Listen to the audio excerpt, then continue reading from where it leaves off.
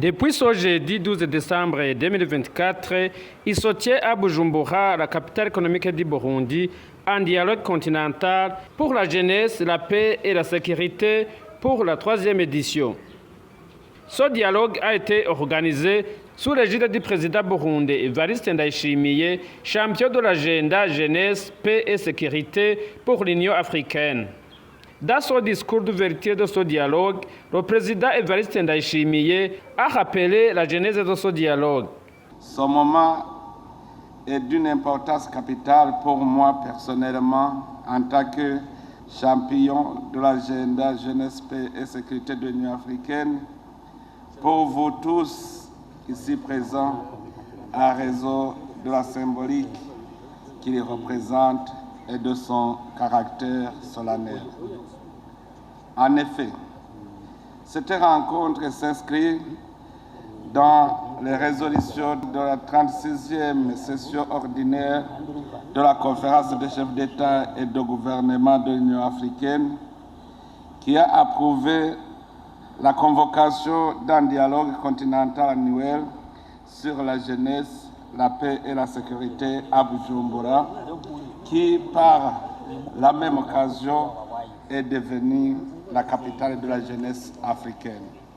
Il n'y a pas de doute que la jeunesse de ce continent ne pourra constituer un dividende démographique énorme que si et seulement si elle bénéficie d'une éducation de qualité et est dotée de compétences appropriées pour la société fondée sur la connaissance dans un contexte actuel, mondialisé et concurrentiel.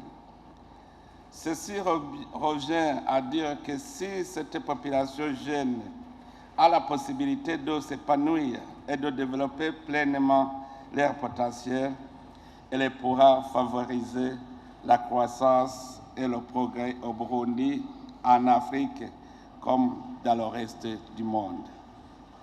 Ce n'est que l'éducation, socle sur lequel nous bâtirons notre avenir commun, pilier aussi qui soutiendra notre développement économique, social et culturel, que les pays africains y parviendront.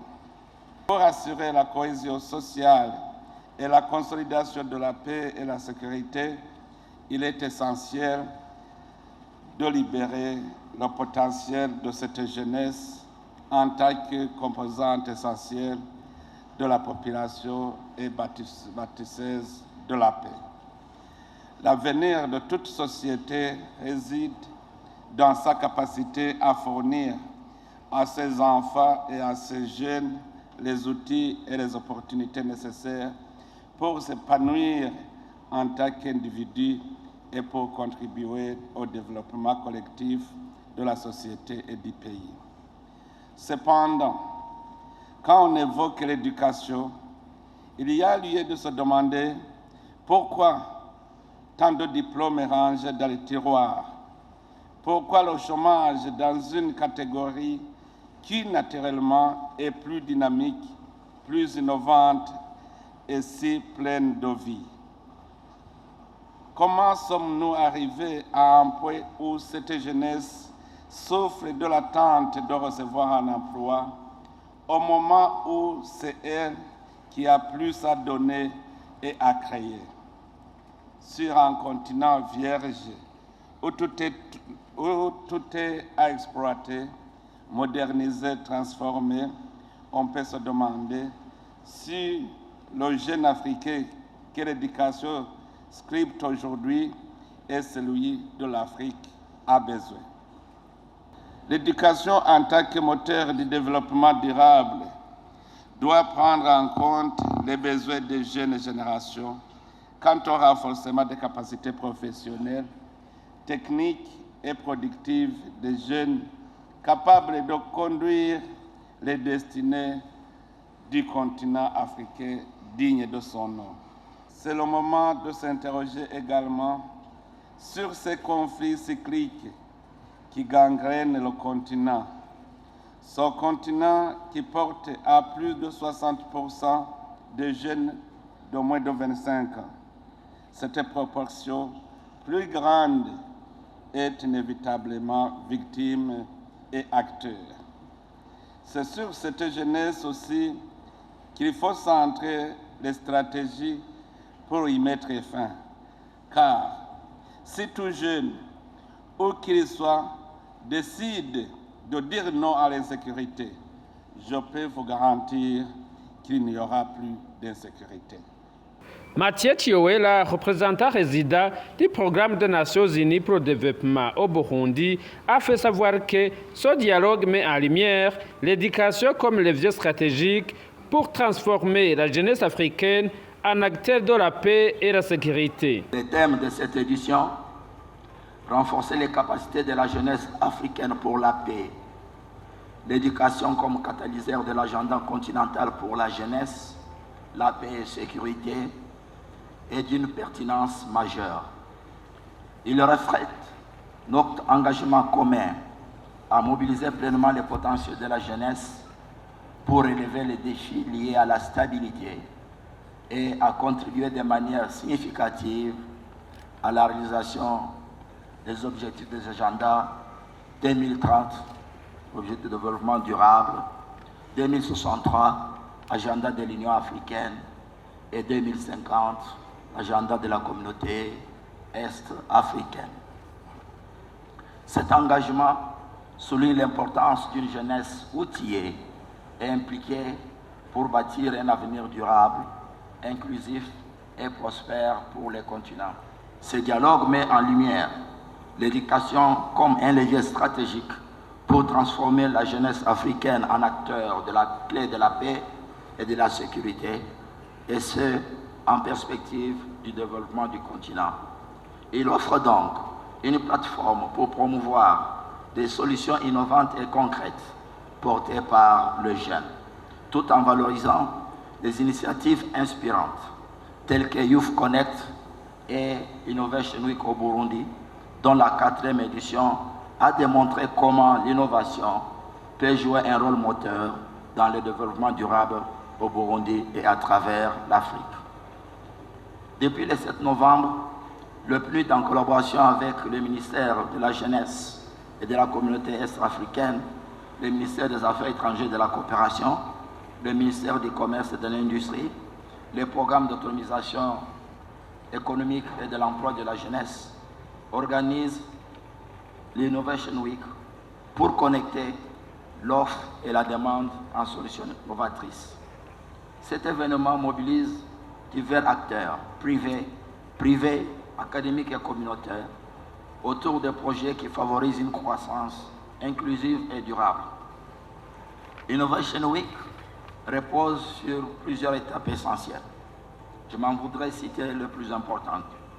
La co-création et l'appel à la proposition, la présélection et l'organisation des hackathons, l'incubation et l'accompagnement de projets, ainsi que l'accompagnement des jeunes dans la mise en œuvre de leurs projets.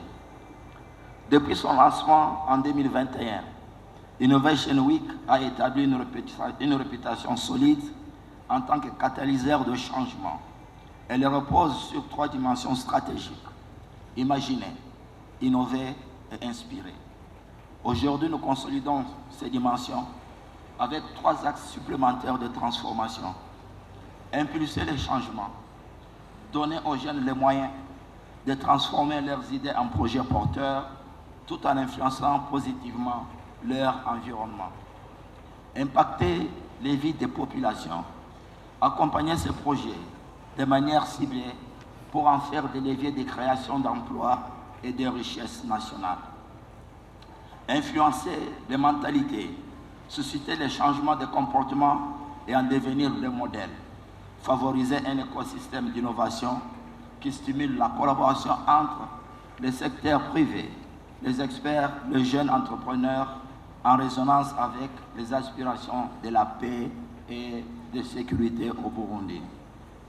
Cette initiative illustre l'engagement du Programme des Nations Unies pour le développement à soutenir l'innovation comme moteur de transformation durable et à valoriser les talents de jeunes africains. Elle montre également comment la jeunesse peut être un catalyseur de solutions concrètes et durables au service de la paix et de la sécurité en Afrique.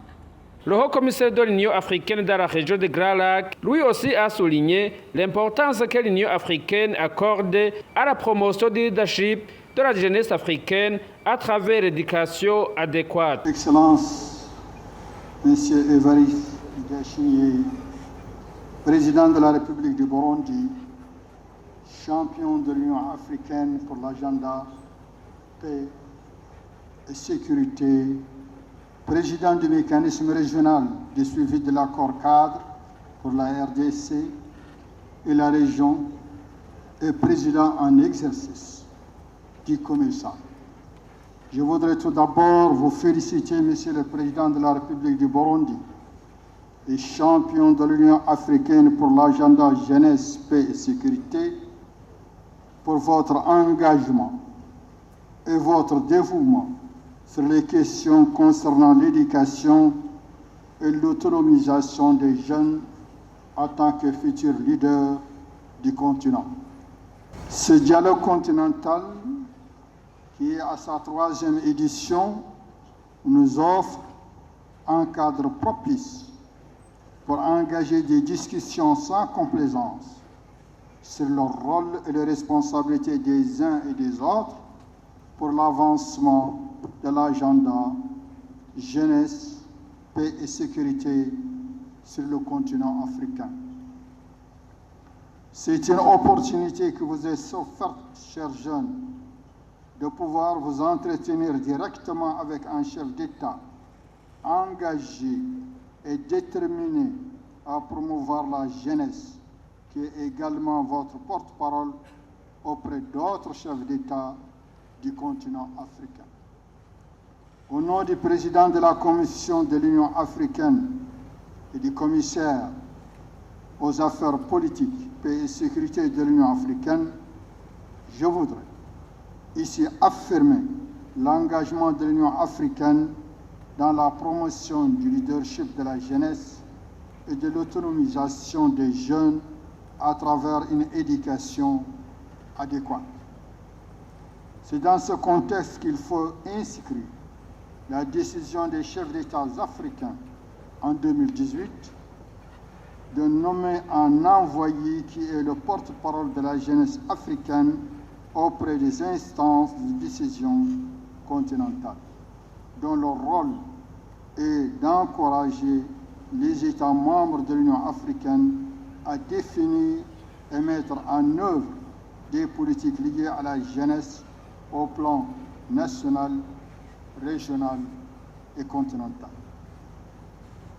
Dans le but de renforcer la participation des jeunes et promouvoir le programme Jeunesse, Paix et Sécurité de l'Union africaine, le département des affaires politiques, paix et sécurité a lancé le programme Jeunesse pour la paix en Afrique en 2018, avec pour objectif principal de faciliter la participation significative de la jeunesse africaine à l'ensemble des activités liées à la paix et à la sécurité et de dissuader sa participation à la violence.